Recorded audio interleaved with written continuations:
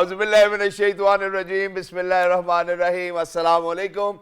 Ji ayanu, pakhair agile, ni hao, chunashumme, washmale, ohai gozaimasu, guten Morgen, hola, bonjour, privyet, kaifa hal, hale shoma chatore, ahlan wa sahlan, marhaba, buna, mucho, gracias, swabi, abhalli kare aya, hosh gal de nanai hasayo, khuya mora, Chivato, Kalimara, and thank you very much everybody for tuning into PTV World. You're certainly watching World this morning alongside my very well-learned colleague who happens to be Miss Hajra Satti. I happen to be Shahzad Hassan Khan, and I think it's one of the coldest morning over here in Islamabad today, ladies and gentlemen. I seriously do not know, when I wake up early in the morning, Hajra, I just don't know what to do. Imagine, so the air is so cold that all of a sudden, I take my nose outside my blanket, I could feel as if it's all blocked. I mean, in a second, ladies and gentlemen, I'm all done. So then I really need to prepare for myself. I need to get the heater in my room, warm it up, and then get ready. But we hope and pray that everybody out there is doing wonderfully well. Adab. Hello, Haja. How are you doing today? Assalamu alaikum. Thank you so much for introducing me, Shahzad. So you're always complaining about how cold it is, right? And I was having this conversation with a lady who came from Canada.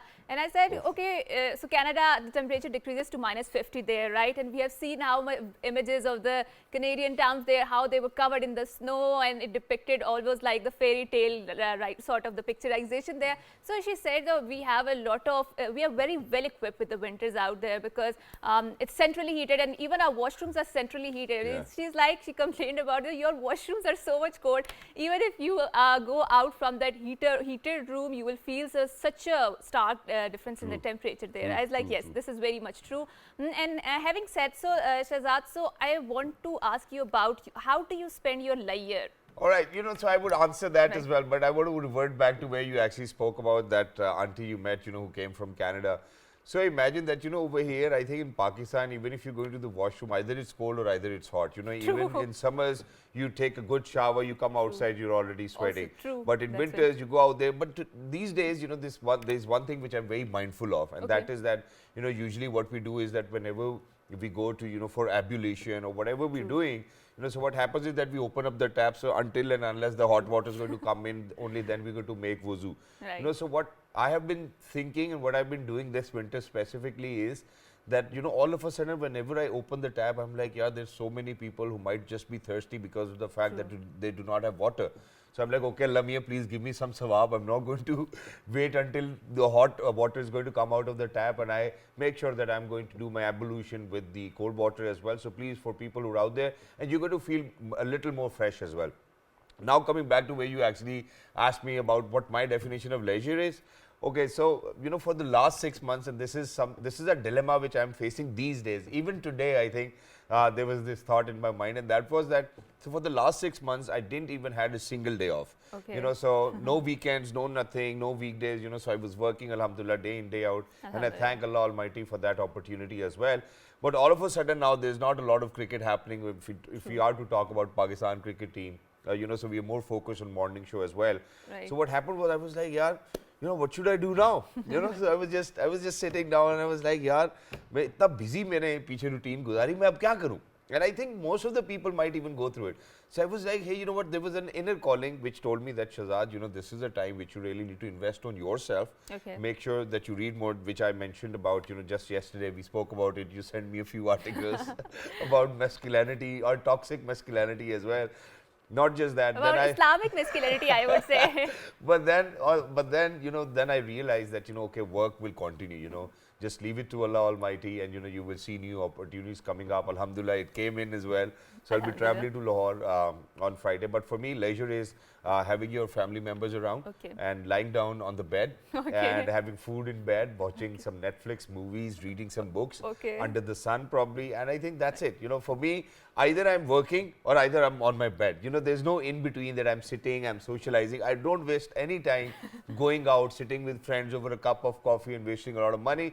Either I'll be home, either I'll be working. That's it. Okay, so either it's leisure, either it's work. Okay, wonderful. So what about you? So yes, so I think you already know what do I do when I'm when I am spending my leisure time, it's mostly I'm reading it because I feel that reading is a very intrinsic part of my identity and my personality. And before, the social media was not a very pertinent part of my life. And when my attention span was not that much damaged by these 1-minute reels and videos, which has really damaged our attention span, I used to spend a lot of time reading, or maybe, you know, walking out, going. So, for example, I have this habit, or I would call it a shock or interest of exploring cities, right? Wow. And I'm a huge fan of the Itwar Bazaar and the Andaroon Sheher or Andaroon culture because it has a very different vibe of the city. True. And we talked about how the soul of your city is there in those people because they're the residents there. They have been living long for there. And before this encroachment, I would call it, because very consumerist culture is going up there where the malls have been erected, etc., etc. And they are just changing the entire landscape of the city. So I'm constantly observing, you know, how people are behaving in the malls, how they're behaving in the Andaroon Sheher or Andaroon cities. You know, and so you're one of those people who, you know, if you are at a ceremony or at a wedding or anywhere, you're judging people. Not judging, Come on. assessing them, right?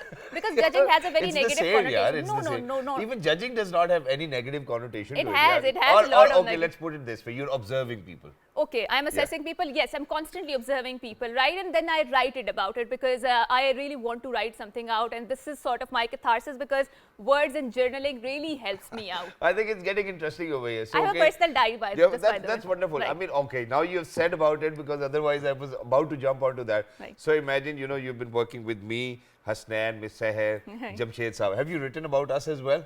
No, not exactly. It's mostly about our, for example, what I feel, my connection with Allah and what I observe in the nature. And sometimes, yes, when I was struggling, when I came to this organization, and it tells me a lot about, you know, what went wrong and how do I need to improve it. Wow. And then when I go back and read that pages, you know, when I started writing, so I do understand it. It helps me understand that how much I came off, right? And what needs to my improvement and stuff like that. And it's great, you know, and I'm so glad to hear that as well because it makes us likewise because I have Right. thousands of notes over here on my cell phone. I write my thoughts, I write about people, I write about what I did wrong and how I need to correct it as well. And I think maintaining that diary, ladies and gentlemen, will certainly help you being a better version because all of these thought processes you go through are there for a reason. So imagine I take it as an opportunity that Allah is actually talking to me. So imagine what happens is that, you know, if there are these ideas in your mind that, okay, you know, I need to do this, I need to do this, and you've been sitting on top of those ideas for the last 5 or 10 years, I believe that it's Allah telling me that, hey, you know what, I have a lot more for you in life. Why don't you go out there and do what you've been thinking about? So for everybody who's out there, ladies and gentlemen, today is the day. Please make sure that you kind of respond to your inner calling, pick up that nature call. Nature's trying to call you, and there's quite a lot out there. So be positive, have a day full of gratitude and passion. Now, coming down to News. Okay, so the top stories are Pakistan and Saudi Arabia have reiterated their resolve to further deepen bilateral cooperation in all areas. The understanding was reached during a meeting between Foreign Minister Bilawal Bhutto Zardari and his Saudi counterpart Prince Faisal bin Farhan Al Saud on the sidelines of the World Economic Forum in Davos.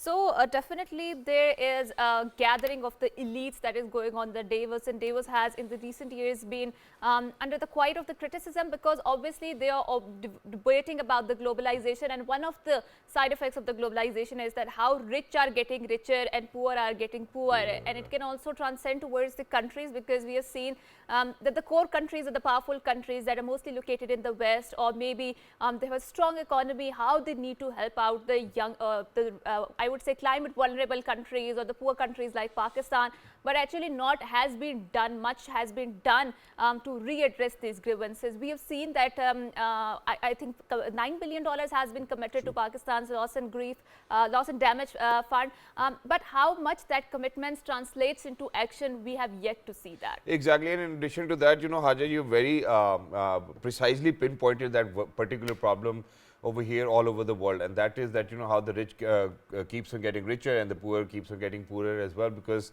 just yesterday I was reading another book. It said that, you know, only 85 of Can the you people. name that? You know, I'm not going to name that gentleman again.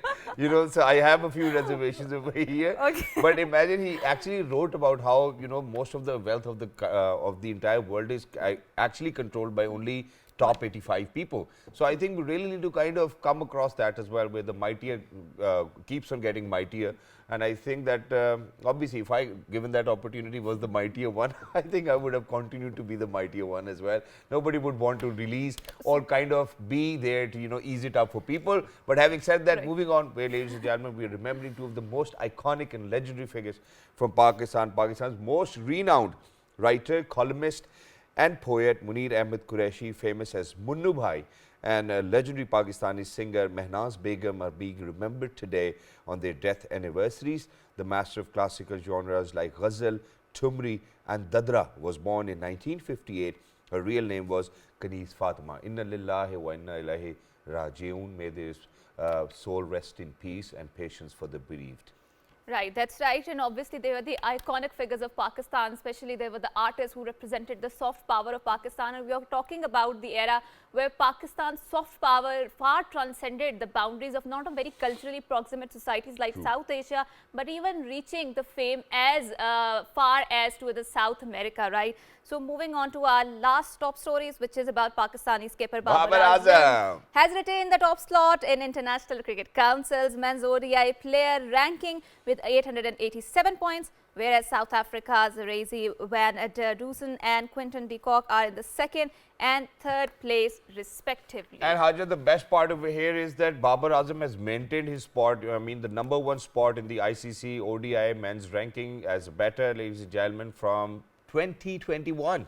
So imagine from 2021 till 2023, it really needs to, I mean, it speaks volume about the kind of a batter he is and the kind of a player he is as well. So Babar Azam, a lot of praise for you. A lot of controversies around Babar Azam these days as well. And I think that there's a particular lobby of people who actually do not want him to be the captain of the Pakistan cricket team anymore.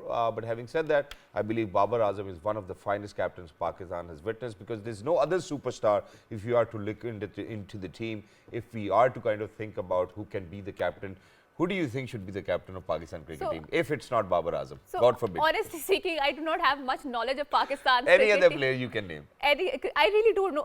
Maybe Shaheen Shafridi. I really Shaheen don't know. Shafridi. Yeah, Shaheen Shafridi is back from an injury. I think he's going to play BPL. I think so. I might be wrong with it as well, since I've taken a break for 10-15 days. But now, ladies and gentlemen, okay, just on 30th or 31st of December, we celebrated New Year, even though that it wasn't really a Muslim New Year. So the Muslim New Year actually, ladies and gentlemen, starts from Safar as well. But having said that, Muharram, but having said that, ladies and gentlemen, what we really need to talk about over here is how over here in Asia or South Asia, one of the biggest ever celebration is always by the Chinese people as well, and it's going to be the Chinese New Year on the 22nd of January 2022, and the year will last till 9th of February 2024. All right, so from 22nd of January 2023 till the 9th of February, and the best part is that every New Year they actually label it or refer to it as a year of a certain animal. So the animals are rat, ox, tiger, rabbit, dragon, snake, horse, sheep, monkey, rooster, dog, or pig. And this year around, ladies and gentlemen, is going to be the year of the rabbit. And for all of those people who will be born in this year will be referred to as rabbits because they are known to be quick and yeah, I wrote it somewhere, vigilant, witty, and ingenious. Wow. I mean, do you want yourself to be called as, okay, aap kis saal mein paida ho? Main khargosh ke saal mein paida hui, you know, something like that. Right, so I do feel that especially with the Kung Fu Panda and the franchises, the Chinese New Year has been popularized and the culture has been popularized. But having said so, they were made by the Western, they were made for the Western audiences, and it has certainly the element of the Westernization into that. But having said so, I also always feel that the Asian cultures are very rich, especially when you look at the Chinese culture. So they have this red color, and the red represents China, and you will find it in a lot of their wall hangings and whatnot, and different animals that you spoke about. There are actually 12 animals, you know, and they celebrate every year on one of that animal. And we have certainly seen that appropriation in that Kung Fu Panda franchise too, right? Yeah. Yeah. So to talk more How about about some dumplings? Yeah. yes. So to talk more about how Chinese celebrate them, what is the significance of this year, and we have seen how Chinese actually incorporate their civilizational value in everything, be it their foreign policy, be it their economic policy, or their software, etc., etc. We have a wonderful guest in our studio who is very well versed with the Chinese culture, and he happens to be also an expert on the Chinese matter. He happens to be Professor Zamir Awan Saab. Assalamu alaikum, and thank you so much for coming to Walaikum our show. assalam. Thank you very So much. it's wonderful to have you over here. So you happen to be a former ambassador, you're a professor at NAS, you've actually taught a million kids out there, a million more things as well, which is why, alhamdulillah, they have a great life out there. But now, sir, today, I mean, it's your subject. I can see the flag over there as well. I wanted such a flag, couldn't get it, sir. And the Only red had- sweater too, right? Yeah, sir, only had one. But, sir, speaking about Chinese New Year, why is it, I think that the most pertinent question over here is, why is it different from the rest of the world? First up. In fact, every culture, every country, every nation has its own traditions. True. China has a different calendar. True. That is the lunar calendar. Yep. And according to their calendar, the new year is this year is coming to on 22nd of January. Yes. It keep on changing. Usually, it keep on changing because According to it the is the lunar lunar one. activities? It is the lunar calendar. It is the month is around 29 days or 30 days. So after every 3 years, they have one year longer year, which Yeah. has a 13 month Okay. instead of 12 months. Wow. So they keep this festival in winter always. So, sir, this year, so 22nd of January 2023 will be their new year. So, Yes. their new year, so imagine that their year is going to end on the 9th of February 2024. That's something I couldn't get. Because it is the lunar calendar. Every year have a 12 month, but 1 year after every 3 year is 13 months. All right. So in this way, they keep the festival in between 15 January till 15 February. February. And sir, having said that, because I've seen a lot of celebration, we've had Chinese people over here, alhamdulillah, on the show too as well, where, their festivals are just like a month long as well. I mean, it's like 20, 25 days, people start together. It's more like Pakistani families getting together for Bakra Eid or Choti Eid as well. So please tell us a little about what they do. In fact, it is the largest festival in Chinese culture.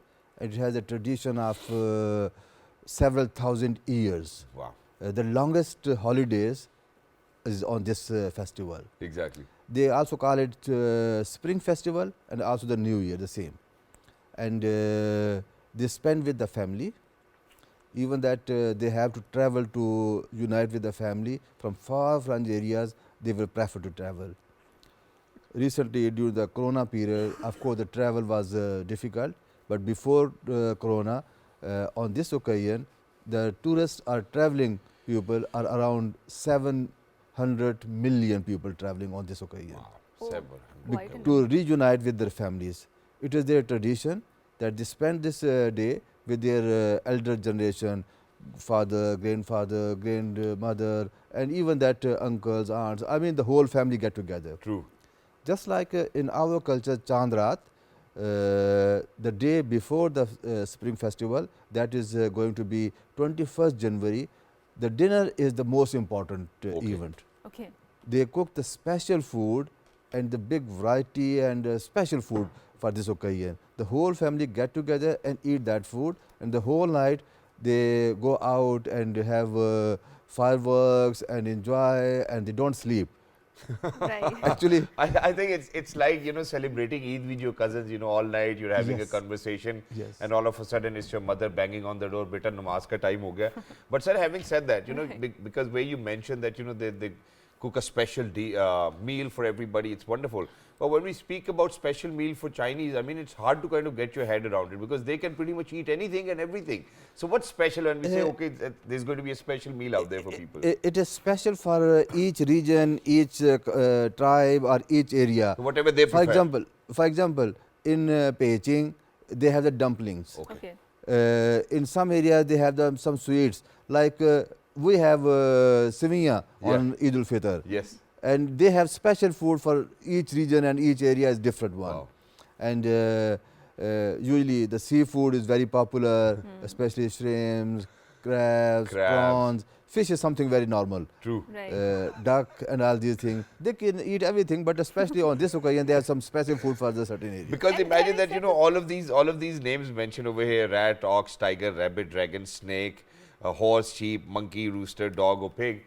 They can eat anything. And So at any given year, what are you eating? I think I'm eating a rabbit. So on a rabbit year, do you think that they might be preferring eating a rabbit? No, it is because every year it keep on changing the animal. Okay. So it is not necessary that the food is linked with this Okay. year. I mean, the traditional food is there for that area, and every year the same food almost that's or wonderful. similar. And I think we have also our own localized version of the Chinese food here, right? Obviously, we cannot eat the very Chinese food because it has a lot of vinegar in it and it's very strong, and I don't think so we have a taste buds developed. But sir, why call it a spring year season or spring year? Because I think when we gave this news, Shahzad and I were discussing this thing, so it starts in the 22nd of the January and it's not exactly spring, right? Yeah. It's winter and it's very peak of the winter. So why call it a spring in particular? In fact, it is the peak of winter, and after the peak of the winter, we are looking forward spring. That is a good hope.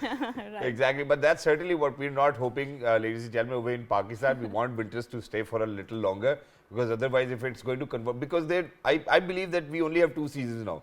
Either it's Garmi, either it's Sardi. True. There's no somewhere in between. And at this point of time, sir, I have this very interesting thing which I wanted to share, and that is so PTV's international relation took this initiative, and what we did was that, PTV collaborated and China's national television collaborated, and we were hosting those shows.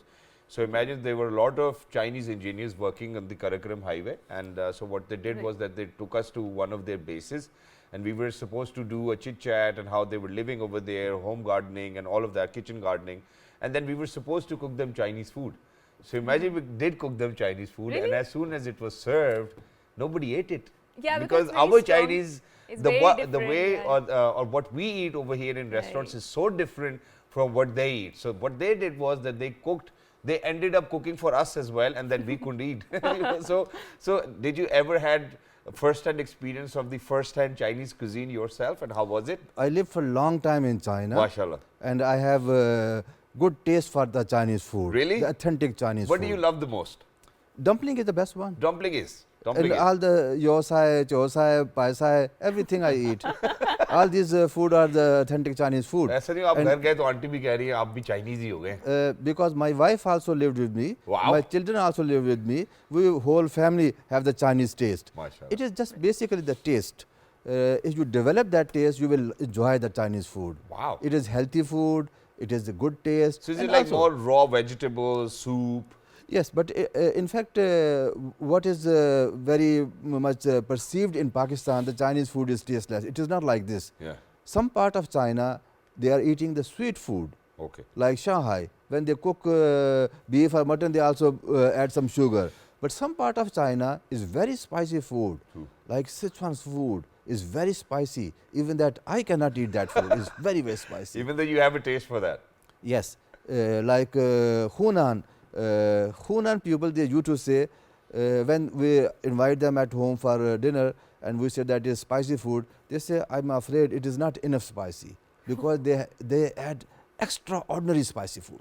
True. I think Lahoris are like that, because whenever I go to Lahore and I forget to tell waiter to please do not add, please have the medium or mild spices, and whenever food ends up on my plate or my table, it's extremely off for me, because I don't eat spices that much, and Lahoris are very fond of spices, and this is what is the diversity of the country, and this is what makes us beautiful, I think, because a garden which has one sort of a flower is not that attractive, the garden which has a different sort of a flower, right? So a bouquet would always look lovely with Right. different flowers in it as well. Having said that, sir, it's a month-long celebration almost, Right. So Yes. what, okay, so we have spoken about, just like Chandrat, a Right. night before they will have a special meal, everybody's going to get together. What are they going to do for the next 15, 20 days? Number one. Number two, I believe that, this way they actually have a very vibrant economic cycle as well, because most of the families are now spending for whatever they might have earned in a year, because for the next 20, 25 days, nobody will be working. Everybody will be home, just spending money. So I think that it will actually help the local communities quite a lot as well. No? In fact, it is a quite a long process of celebrating the New Year. Before the New Year, they start cleaning their houses, refurbishing and decorating their houses, and doing the whitewash. Tuna. And yes, and they do a lot of preparation before the celebration. Wow. And then celebration, of course, the Chandrat dinner is the most important. The next day they go and visit their elder pupils. Okay. And then the third day they go and visit their friends and cousins.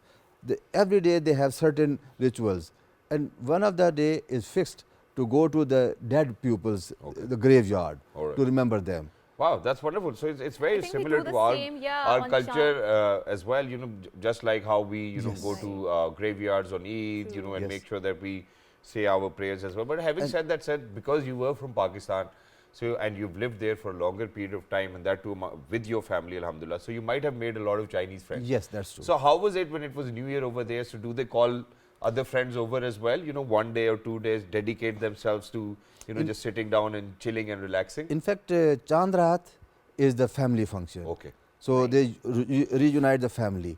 They don't invite anybody else. Okay. Unless otherwise you have very, very close relation with them, because it's family function. Okay. And then the second day, third day, fourth day, they invite the foreigners. And I have opportunity to visit them many, many times. Wow. And we also invite them, and giving the gift, exchange of the gift is a very common thing. And also the one thing that just like our Eid, they also give the Eidi to young children. Yuan's being distributed. Yes, and the special way is that they keep this money in a red envelope, Okay. and they call it the red envelope. Okay. Wow. And nobody knows how much you are giving, because they want to keep uniformity or indiscrimination, Wow, so that that's you are discipline. giving more or you are giving less. As Right. long as there is a red envelope, there is some money. Do you have any red envelopes for us today? I expect from you. Okay, so Wonderful, I think great. that's the most interesting question over here. So tell us, is it always the elderly giving the red envelope to the younger ones, or it can be the younger ones giving it to the elderly? I will not tell the truth, because the elderly usually pay and I have to pay. So I will not tell the truth. Right. That was wonderful. Okay, so let's talk about how it's celebrated in different ethnicities or different cities in there, right? So, for example, Beijing is a very cosmopolitan sort of a city, and it's a very fast pace. And I've seen that how the tradition of, for example, Pakistan, Eid has changed over the years, because I do remember we used to gather at our dadi's place, and one of the person would get the mehendi and put on the mehndis on our hands. But I do feel that people prefer going to the parlors more. So I feel that these traditions are changing. Modernity has impacted how we celebrate our own festivals or festivities. So let's talk about the Spring Festival and how it's changed in the face of the modernity. Or I believe that the Chinese are very particular about protecting their own civilizational values. True. What do you have to And say so about there's it? another way to you know, kind of represent what she has actually mentioned. So, you know, earlier we were simpler people.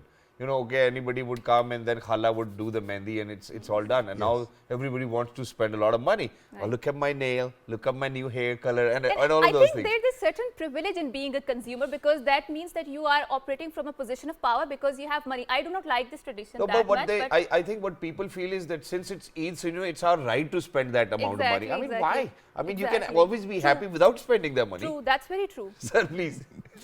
In fact, the first part that you asked, which part of China has which tradition. Right.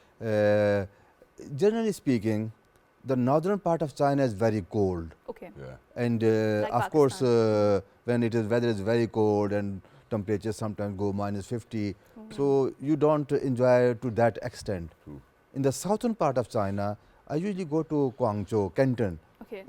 That is the quite warm place. Okay. Even that in extreme winter, the temperature around 25, 26 degrees centigrade. Okay. So that is the best part where I enjoyed. Right.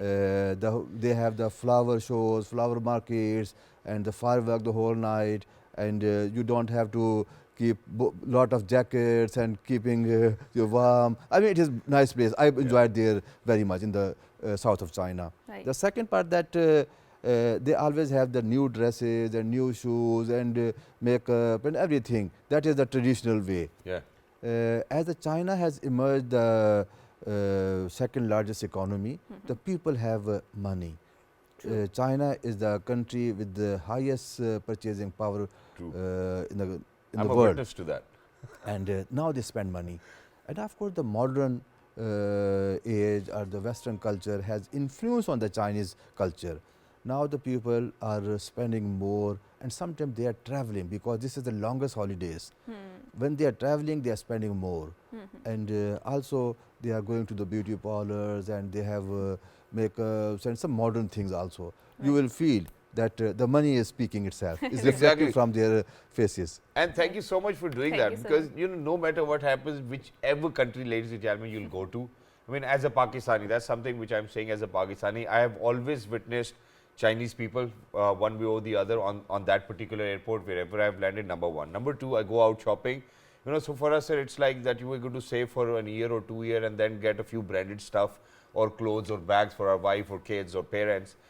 But with them, you know, even those Chinese students I met in UK, you know, they were at the best ever branded shops.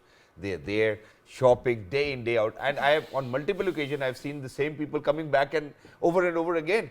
And I'm like, yeah, they truly deserve to spend. I mean, it's people very like us who really hardworking, need to yeah. kind of make sure that our economy is over there where Right. their economy is. True. And imagine, so I've seen Chinese students, alhamdulillah, I've seen Chinese students, Okay. you know, driving sports cars in London. I Yes. mean, just being by themselves. A Right. 20-year-old young chap is driving a sports car and they're living the life as well. Right. But they've worked hard for it. And I True. think it's their future generations which are actually making the best use of it. And this is where, you know, I certainly want to refer to this quotation. I think it was by the King of Dubai as well, where he said that, you know, that weaker men have tough times, but they'll make sure to work hard to make sure Right. that the tough times do not last for more. But once the tough times do not last, then there will be more weaker men who will bring back that weak time as well. It's something according to these lines as well. But thank you very much, Thank you Professor so Saab, much. Thank for you. being with us. Lovely to be in conversation with you. And ladies and gentlemen, we wish and hope that this Chinese New Year, for all the Chinese people out there, for our Chinese brethren, is going to bring more hope. Ladies and gentlemen, it's going to be the year of the rabbit, which is known to be ingenious, which is known to be quick, which is known to be witty. And for all of those people who are going to have a great year ahead, ladies and gentlemen, we wish you all the very best as well. There's a lot of hope out there. With that, we're actually heading out towards a short break. Don't go anywhere, because when we come back, I think we have the most important question to ask, and that is the power of respect. Is there any power of respect? There's a lot That's of power true. of That's respect.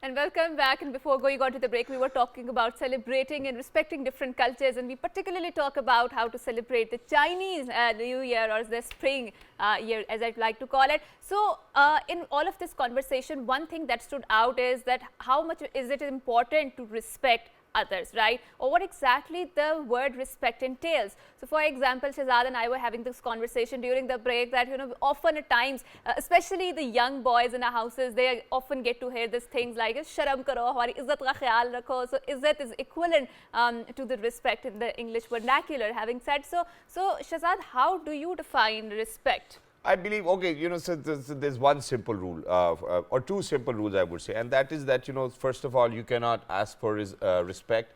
You know, either you deserve respect or either you don't deserve respect. You know, so for people who demand respect, I've hardly seen them getting respected as well. I mean, probably on their face, people will respect them because of the authority or the magnanimity of the affairs they have been controlling. Right. But respect, ladies and gentlemen, comes from within, in the dil se. You have to earn it, right? Yeah, yeah. So In you have the to earn words. it. So first Right. deserve, then desire. These are the two rules I have for respect, and that is, number one, you cannot demand for it. So people will do it intentionally or unintentionally. It needs Right. to come straight from the heart, number one. Number two, first deserve, then desire. So when we say deserve, it means that we really need to be involved in such activities which will melt people's heart, which will mold them into True. us being loved by them, a little more. It Right. means that people will value you being around. That's what respect is for me. But having said that, since today we are focusing on the power of respect and what wonders can respect do for you, I think it is very important, it is imperative for us, it is pivotal for us to kind of get to know Right. what respect is in the first place, and does it vary? You know, for example, if I'm in Pakistan, is respect different? If I'm going to go to US, is respect different? You know, so let's get that straight, and then all of a sudden after that, you know, once we deduce what respect is, ladies and gentlemen, we would certainly want to know the power of respect. And thank you so much for saying that, because I do feel that the respect changes from culture to culture. True. For example, I've seen in Pakistan that women are a lot more respected, especially if you go to any banks or public spaces where there is a long queue. Obviously now because of the digitalization, things have a lot more changed, but I used to observe that whenever a woman used to go into the long queue, men would always step back and give them or give her the space. I didn't see that happening in a lot of Western countries because I went there and they talk about equality, right? So how much equality plays its role in the respect, etc. Or whenever you are traveling in a metros or any stations, I would see that men would always get up and give them women a place to sit down. So obviously women, I do feel in our cultural context, they are more respected. But obviously it kind of has a lot of dimension of the debate where people can say from the other side of the spectrum, okay, there are a lot of things, you know, where women are not that much respected. So we will talk about it, obviously, what does respect means in different cultures and contexts, but we would like to introduce our guest, who happens to be Mr. Tasadduq Gilani Saab, and he is a motivational speaker. Assalamu alaikum, and thank you so much for coming to our show. Walaikum assalam ji. So, sir, first things first, let's decide what respect is in the first place, then we'll talk about power of respect. Right. So let me say something. I Sure. mean, in Urdu, it says, Go ahead. adab pehla kareena hai, mohabbat ke kareeno. So if someone says, I love you, Yeah. and you don't see respect in normal behavior from that person, it means he's lying. कोई कह ही नहीं रहा He sir might have, but there are people, I mean, they show that they love people, they care about you, but ultimately, practically, you don't see that Yeah. they are respecting you. Their actions Respect do not actually, portray that. exactly. So that is, I mean, any relationship, if you take one element out, that is respect, this relationship is meaningless, it's useless, right? Now, what respect is? So, to me, there are three areas of respect. Go ahead. 3 pillars of So respect. first one is respect yourself. Why? Yeah. Because, you know, we always say we are ashraful makhlukat, huh? We are a royal product of Allah, the Almighty. So what, I mean, we say it and we just, you know, move on. We don't understand what does it mean actually. So royal product means that, for example, I mean, in Pakistan, if you book a Toyota Corolla, you'll get a year to get it. But normally speaking, if you go to a Rolls-Royce shop, you ask that I need this car. Sorry, sir. Even sometimes they check your family background. True. And then they say, okay, if you're qualifying, then you book your order, you deposit your money, then we start making it. True. That is a small, very small right product from a human being. True. So it does not start being built till it's needed, badly needed. Right? So how come the greatest creator of this universe can create you and me, you know, without a need? Down payment? Unfortunately, the thing is, we do not understand that the greatest creator, Allah, the Almighty, when He sends us in this particular time with set of abilities, you know, it means He wants us to do something very special that the other person cannot do. True. You know, so this is difficult to understand, unfortunately.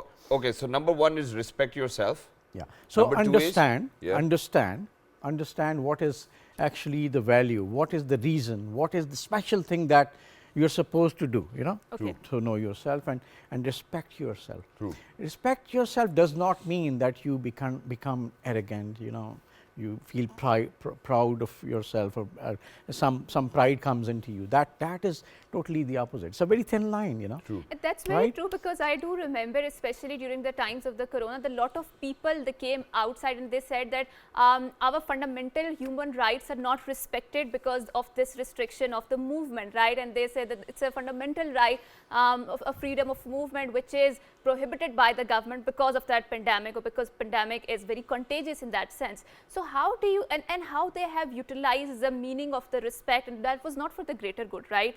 So how in different cultures, how do you think that we can conceptualize the respect which works for a greater good? And sir, before you answer that, I'm very sorry, but I think, you know, I'm not going to go anywhere else. But, you know, since we are over here and we're talking about it, and we equally share the responsibility of, you know, educating our future generations as well. I believe that, you know, it's not about the money, it's not about the status, and that's where we really need to correct our future generations, because I think that the most respected human ever who has stepped on this planet is Prophet Muhammad sallallahu alaihi wasallam till date. You know, so imagine he wasn't rich. You know, wherever he went, people were not ready to trust him, people were not ready to allow him in and whatnot.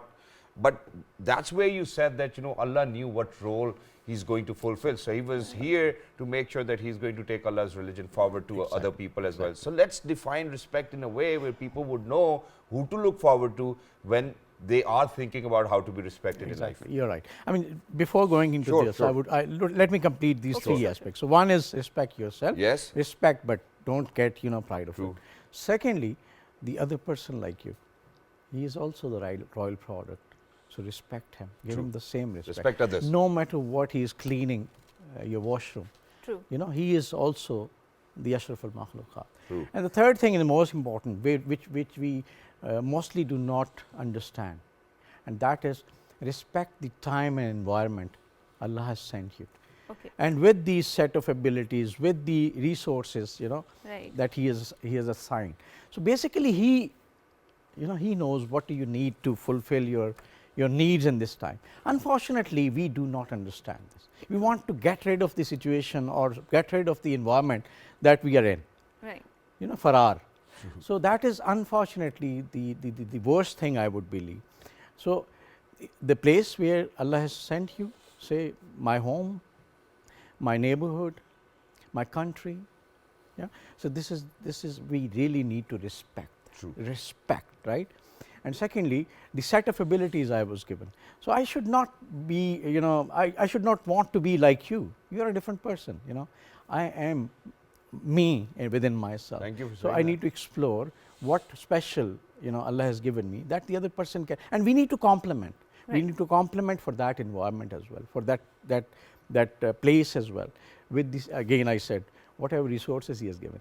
So he knows that the resources he has given are enough for you to do a certain task. Right. But we unfortunately, I mean, we are sometimes so stupid, we don't understand that. True. So we need to say shukr, thank you, you have given me. So these are the things. And then when you say respect is different in different countries, so basically, I tell you one example. I was working in Germany, and my colleague, she was telling me she lives in a village, and whenever she's short of some grocery like chai ki patti, you know, like sugar, anything. So she goes to the next door neighbor and asks for it. I said, come on, I mean, we are doing the same in Pakistan, in our villages especially. True. So the thing is, human is same. True. The culture we set may be different. True. So respect, because, you know, I mean, we are for this era, you know, I mean, 10,000 years ago, the mankind had started, but you know, it's a million and billions of years ago, the universe has been made. So we need to understand that human is same everywhere. The environment, the value, the culture is different. So we need to bring in the culture. I mean, if we even do not respect each other at homes. True. Nobody. And we challenge each other.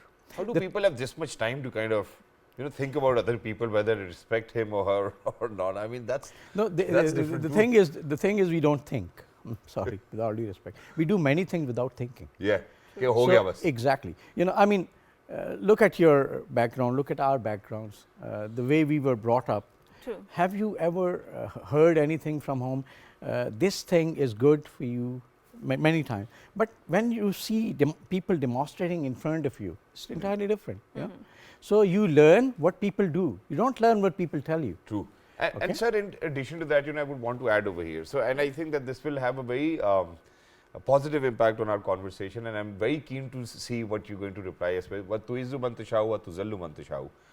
So, even respect is by Allah, and God forbid if it's the other way around, that's by Allah too as well. And Allah repeatedly has told us that it's because of your actions what you go through in your life. It's not that Allah is actually doing it to us.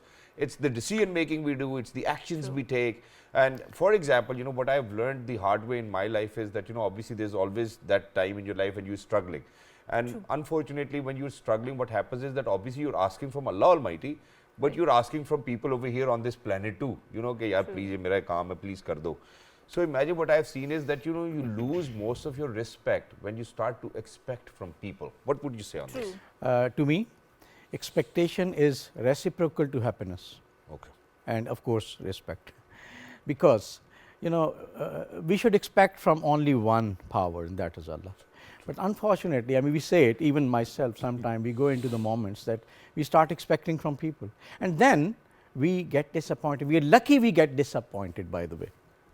If we are not disappointed, then maybe we start worshipping those people, right? Exactly. So the thing is, as you said, you can give respect, what you said it initially. You cannot demand respect. True. You have to earn it, right? That's it. You need to play your part. However, there are lines, criteria. If somebody crosses that line, so if somebody violates your respect, it does not mean you lost your respect. It does not mean that. Because someone's saying it. It means that the person who thought that he disrespects you, maybe, tried to do that. But again, three things. We are always insecure. I'm very surprised why we are insecure of things which are guaranteed by Allah. True. One is risk. We are always insecure about it. I need to, do a lot of things to this person because he is my boss or something, And then izzat and zillat. And life itself, sir, nobody can take this life away. And then, exactly, the third and most important is life. Death is the guarantee to life. And sir, now since we are short on time and we've set the preamble as well, now what do you think is the power of respect? And how do you think people can misuse it? And how do you think people who want to make sure that their respect stays with them really need to behave?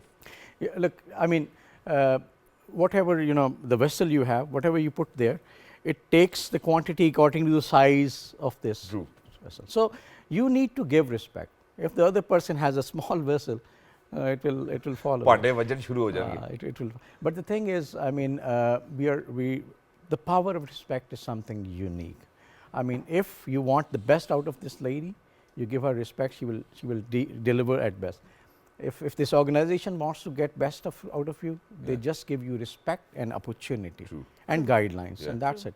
But if someone really starts criticizing you, like you do it with your kids, of course they will not be able to perform, deliver, and then ultimately you lose what you actually want to do the other way around. So the thing is, give respect, but if someone does not understand it, leave it. You need to, I don't believe that you keep giving it, and the other person does not honor it, and you say, okay, this is again my duty. You can turn around, you can go to a different way, And summarizing this entire conversation is that you need to respect Allah, and ultimately you will earn respect. And this is what we have been reiterating, and I think through a lot of our shows we have been saying, because obviously when you tend to respect Allah's rules, Allah's wills, Allah's principles, or you start reading His book Quran, you will find that certainly Allah has made these best of the principle, and there's this divine wisdom in that will earn you a lot of respect. And we have seen that how Muslims, when they started off and they were obeying the Quran, how they contributed so much to the humanity and how they were well respected throughout in the world, right? Exactly. And with that, we will end our show, and we say thank you so much, Tasadduq Saab, for coming to our show and for having this wonderful cross-pollination of the ideas about the respect. Obviously, we have our own conception of the respect. Shahzad has it, I have it, and Sir also has it. But in the end, we would like to say you Allah Hafiz, thank you, and until next time, it's a goodbye Good morning, and good morning. Good morning, and we respect you quite a lot. Look after.